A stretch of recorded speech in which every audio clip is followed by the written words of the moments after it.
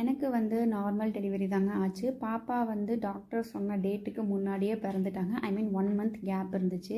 அப்போ பார்த்தீங்கன்னா, பாப்பாவோட வெயிட் வந்து 2 கேஜிஸ் இருந்தாங்க. ஸோ அதனால் பாப்பாவை ஹேண்டில் பண்ணுறது நானு, ஹஸ்பண்ட் மட்டும்தான் பார்த்துக்கிட்டோம். வேறு யாருமே வந்து அவங்கள ஹேண்டில் பண்ணக்கூடாது அப்படின்னு சொல்லிட்டாங்க டாக்டர்ஸு.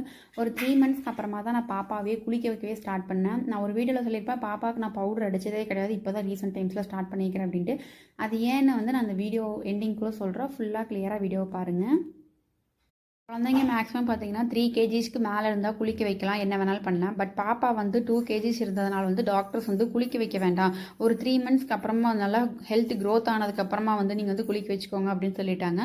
பாப்பாவோட ஸ்கின் வந்து ரொம்ப சென்சிட்டிவாக இருந்ததுனால அப்போ வந்து ஒரு லோஷன் கொடுத்து அதை மட்டும் டெய்லி 3 டைம்ஸ் வந்து போட்டுவிட சொன்னாங்க. அதுக்கு முன்னாடி லைட்டாக வந்து வார்ம் வாட்டரில் வெட் கிளாத் ஒரு நல்ல ஒரு நம்ம காட்டன் துணியை வந்து வச்சு அதை வச்சு நீங்கள் தொடச்சி விட்டு அந்த லோஷன் போட்டு விடுங்க அப்படின்னு சொன்னாங்க.